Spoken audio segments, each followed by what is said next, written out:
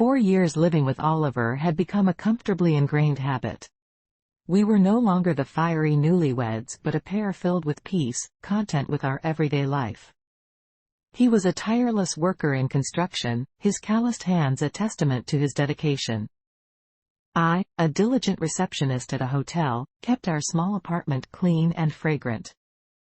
Our love story unfolded predictably, filled with affection but without surprises. A safe melody hummed between us, yet a tiny, rebellious note occasionally sparked in my mind. One Tuesday evening, after a particularly dull day of cleaning, I was scrolling through a travel blog. Images of a rugged coastline, a place Oliver dreamed of visiting one day, filled the screen. A longing surged within me. Oliver was all about practicality, saving for a house, buying a car. Was there room for a small adventure in our lives? Then, a notification appeared, a message from Doran. My coworker, newly separated, poured his sorrows into messages to me after work. Tonight, it was a vivid tale of his wife's betrayal. A strange heat flushed my cheeks as I read. Poor Doran, but also, part of it was something else, a sick fascination with such a violation. I typed a reply, both comfortable and curious, and sent it with trembling fingers. As sleep eluded me that night, visions of a passionate encounter, fueled by forbidden desire, danced in my head. It was a stark contrast to the gentle intimacy I shared with Oliver. Shame enveloped me, but the seed of curiosity had been planted. That seed sprouted under the constant heat of Doran's desperate messages. Daily, he revealed his wounded pride and his longing for the masculinity he felt his wife had stolen. A part of me, almost unrecognizable, shivered at his pain. Oliver, bless his forgetful heart, remained focused on work. He would come home exhausted, collapsing on the couch after a quick dinner. The silence we once shared, so comfortable, now stretched tight, filled with unspoken desires. One evening, after another message from Doran lamenting the loss of his manliness, I found myself typing a controversial suggestion. Perhaps, I wrote, my heart pounding, what you need is a reminder of a man's capability. I hit send, the screen brightly lit, reflecting the anxiety in my stomach. The response came quickly. Surprise mixed with a hint of hope in his words. We messaged back and forth all night, a conversation both exhilarating and frightening. Doubts gnawed at me, but the image of the adventurous soul I thought I'd lost promised seductive allure. Eventually, Doran proposed a solution, a one-time meeting, just to prove a point, he claimed. The idea of a stolen moment, a secret thrill outside the boundaries of our marriage, enticed me. I concocted a story for Oliver about a night out with Sarah, my friend. Guilt gnawed at me but was overshadowed by rising excitement. The air was tense with anticipation as I waited for Doran at the dimly lit bar he had suggested. Unlike our usual office attire, I wore a dress that hugged my curves, a deliberate choice to stoke the flames. He arrived, looking disheveled but oddly vibrant. The familiar workplace banter felt forced, replaced by a tense awareness. He led me to a secluded booth, the dimness barely concealing the raw emotions in his eyes. We exchanged clumsy small talk, the distance between us narrowing with each passing second. Eventually, he touched my hand, his touch startling me. It wasn't the comfortable warmth of touching Oliver. It was electric, full of unspoken desires. The conversation halted. We moved in a silent dance, hands exploring, lips initially hesitating, then increasingly urgent. Oliver's familiar scent of shaving cream, usually comforting, now twisted into a pang of betrayal.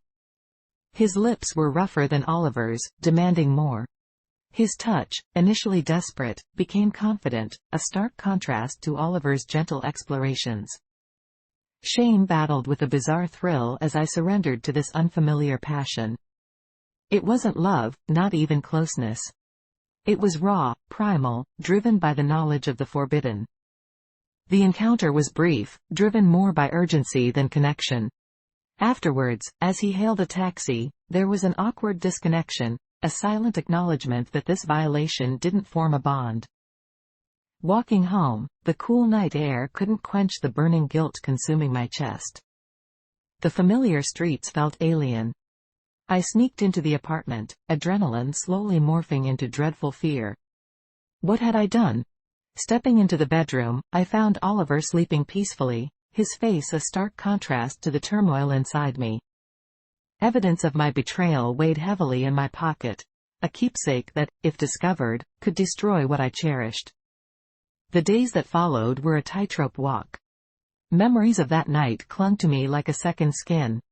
Every time Oliver touched me, his usual gentle touch felt like an accusation. I wavered internally, struggling to maintain a normal facade. Oliver, blissfully unaware, seemed happy. He had been promoted at work, his tired demeanor replaced with youthful enthusiasm. He began talking about taking me on a weekend getaway, a modest trip, yet still a surprise. The irony didn't escape me. Guilt ate at me, manifesting in thousands of small ways. Our once tidy apartment became cluttered, dinner became a messy chore. I became hyper-aware of the silence between us, the absence of genuine conversation that used to flow naturally. One evening, while Oliver was engrossed in work on his laptop on the balcony, his phone on the coffee table, my heart raced as a notification from an unknown number blinked on the screen. Curiosity drove me to do something in that moment. Oliver, focused on his work, didn't notice my abnormal behavior. I casually passed by the coffee table, pretending to look at a magazine on the shelf. A glance was enough to confirm it was a text message, not a work email. Driven by a sick curiosity, I leaned in closer, pretending to be interested in an article. The first few words, clearly suggestive, were enough to twist my stomach. Shame felt like burning coal in my gut, but the damage was done. Oliver noticed my movement, glancing up from his laptop. Our eyes met for a moment before he excused himself to continue working on the balcony. My heart pounded in my chest. The relief of breaking that gaze was replaced by the fear of being discovered. I needed to clear the notification before Oliver came back. I frantically reached for his phone, intending to discreetly delete the message. But with my trembling fingers, I accidentally knocked the phone over, exposing the entire message to Oliver as he walked in. Shame and panic flooded me. It was an unknown number, the message leaving no room for misunderstanding. Oliver's face went pale, the message etched into his shocked expression. "Emma," he choked out, his voice filled with doubt. Tears streamed down my face as his gaze shifted between me and the message. No accusations, no yelling. Just a deep, bone-deep pain reflected in his eyes. The silence stretched on, dense with unspoken questions and shattered trust. In that moment, the web of deceit I had woven around myself was illuminated, exposing the truth and forcing me to face the devastating consequences of my actions. The silence between us stretched into eternity.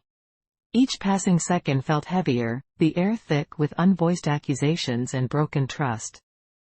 Oliver's face, etched with pain and betrayal, mirrored my own guilt. He set the phone down with a soft thud, a final gesture echoing through the tense room. "So," he finally spoke, his voice hoarse, "this is it?"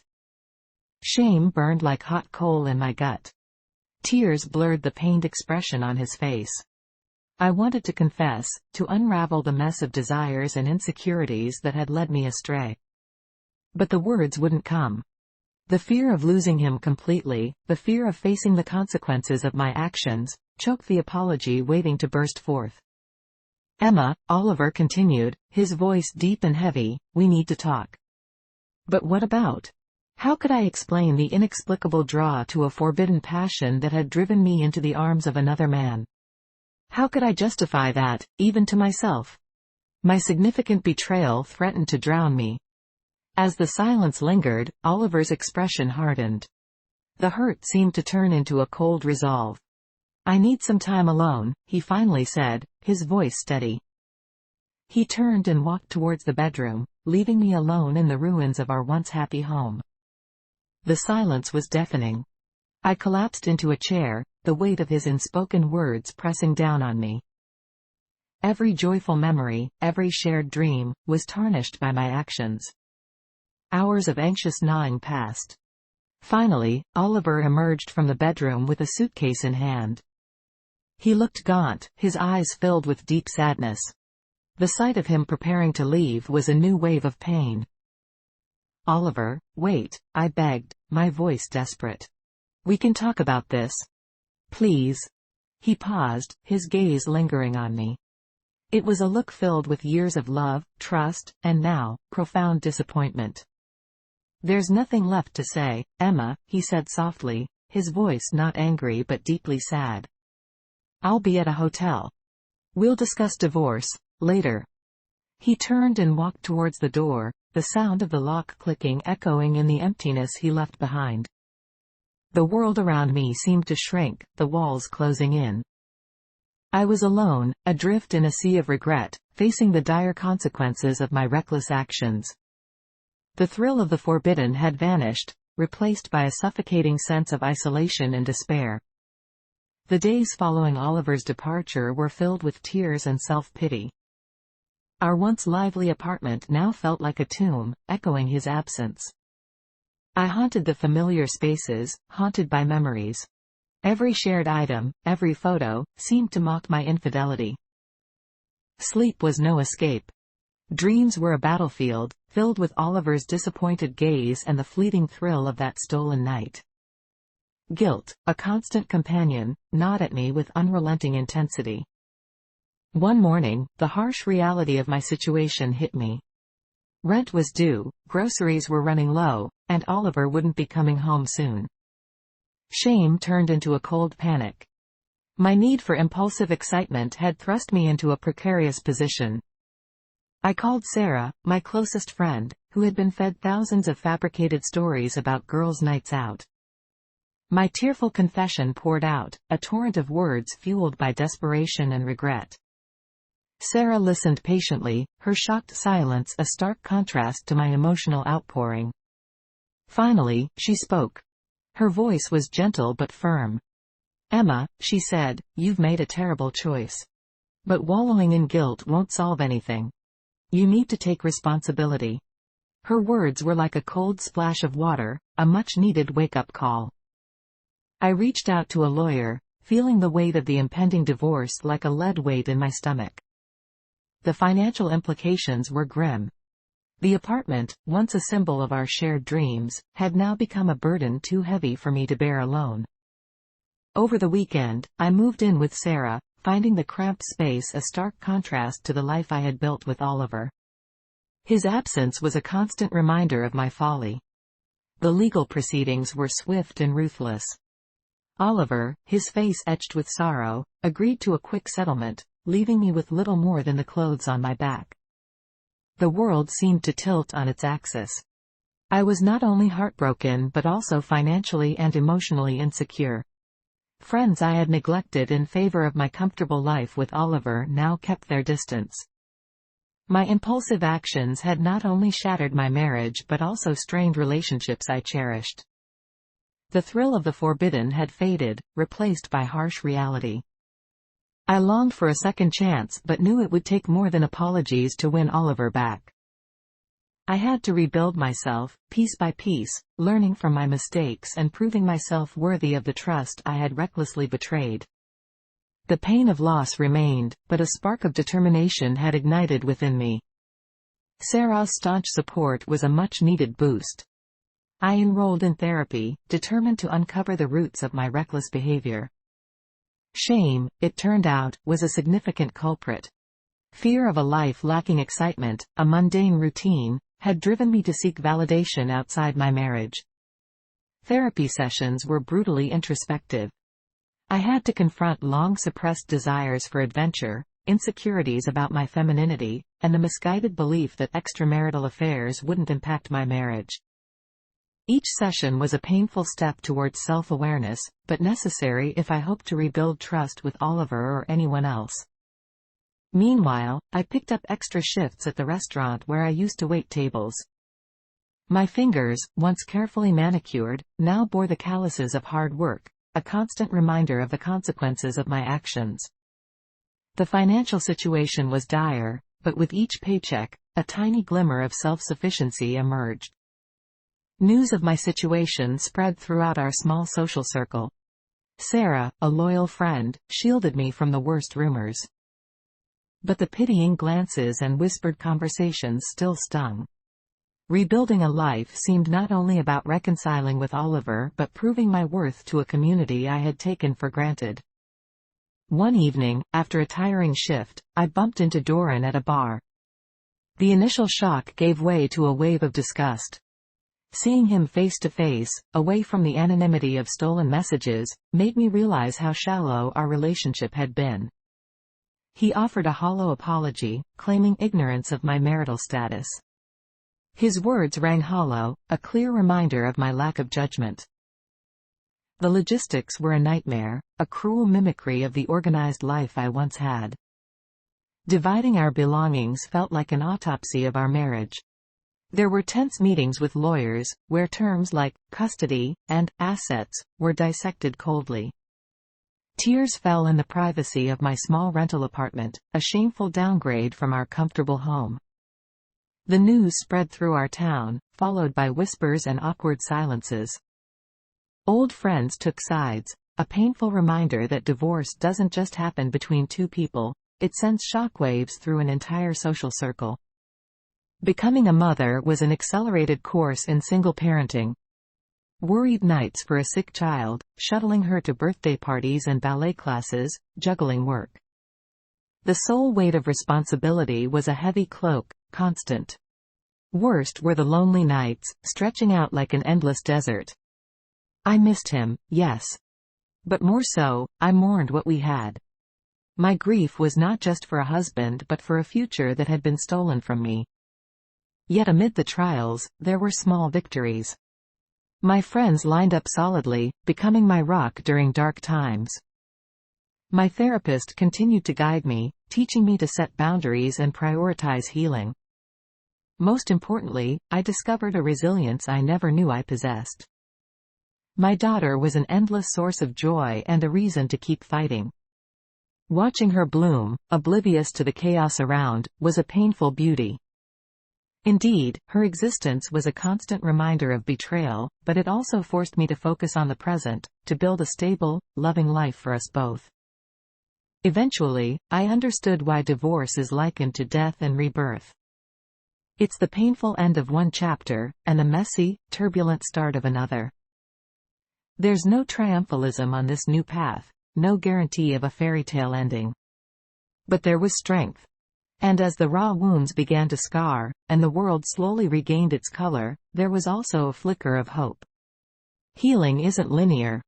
It's a chaotic journey, 2 steps forward, 1 step back.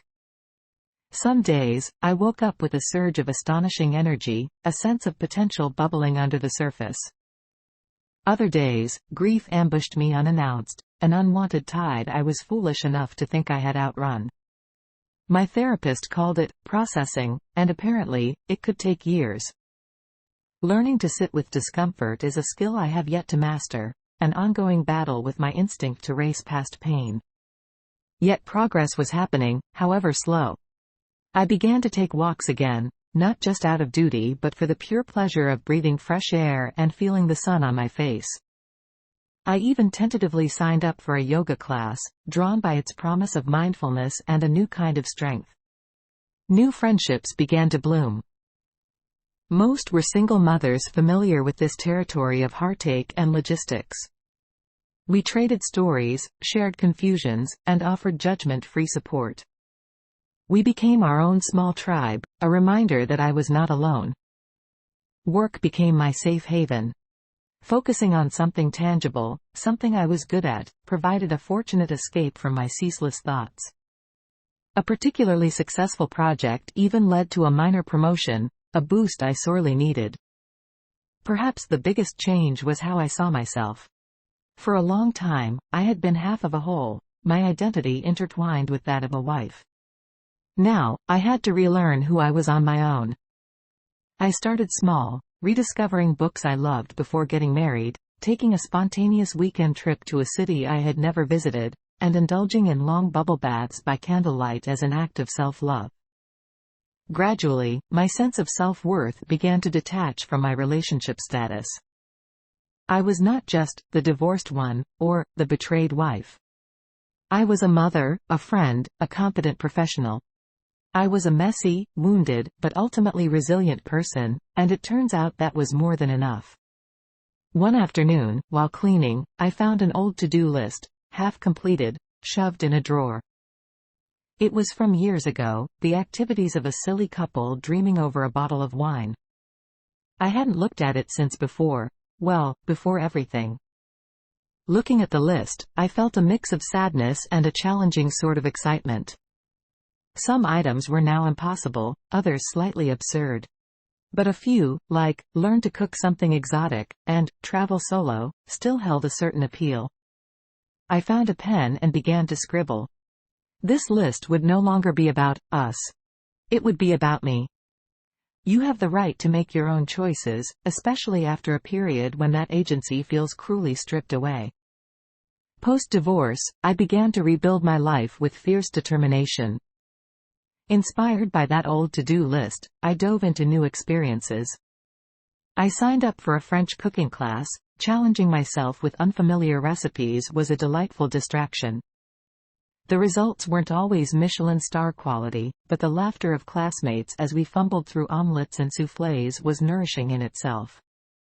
I started running, initially slow and clumsy, but with each step, the stress melted away, replaced by a sense of physical achievement.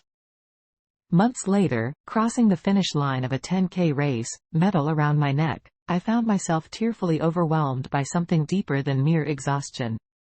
The solo trip happened, too. A spontaneous decision to visit a friend in a bustling city I had long dreamed of. Getting lost in art museums, hopelessly meandering down cobblestone alleys, savoring each adventurous bite called with a blend of joy and apprehension. It was a reminder that there were still unexplored corners of the world and of myself, waiting to be discovered.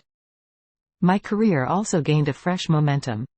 No longer content to just coast, I began pitching new projects at work, volunteering for leadership roles, and finding my voice in meetings where I once blended into the background.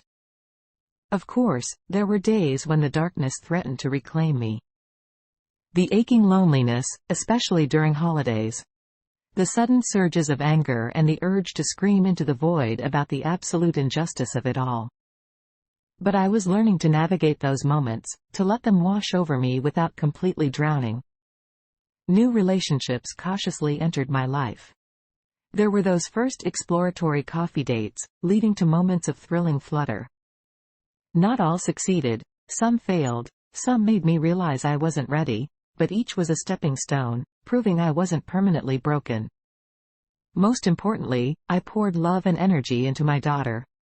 Motherhood had been my lifeline in the darkest times, and now it had become a shared journey. We had silly outings, made messes in the kitchen, and whispered late-night conversations that made my heart clench. Our small unit was a kind of perfect. One evening, as I tucked her into bed, she looked up at me with wide, earnest eyes and said, "You know, even though it was hard, I'm really glad things changed. We do a lot more fun stuff now." I blinked back tears, a bittersweet mix of guilt and gratitude washing over me. I learned that forgiveness isn't a grand gesture but a daily choice. Some days, anger seeped in, the bitterness in my mouth too potent to swallow. The image of him with her still had the power to hurt, even after all this time. My therapist reminded me that forgiveness didn't mean condoning his actions or erasing the pain he caused. It was about releasing the corrosion his betrayal clung to in my heart, about refusing to be forever poisoned by his choices. It was a slow, painstaking task. It involved documenting my ugliest emotions, allowing myself to rage and grieve without censoring those messy feelings. It meant separating the man who hurt me from the father of my child. For her sake, I had to find a way to co-parent, to arrange birthdays and holidays with forced civility. And sometimes, amidst the enduring pain, there were moments of unexpected grace.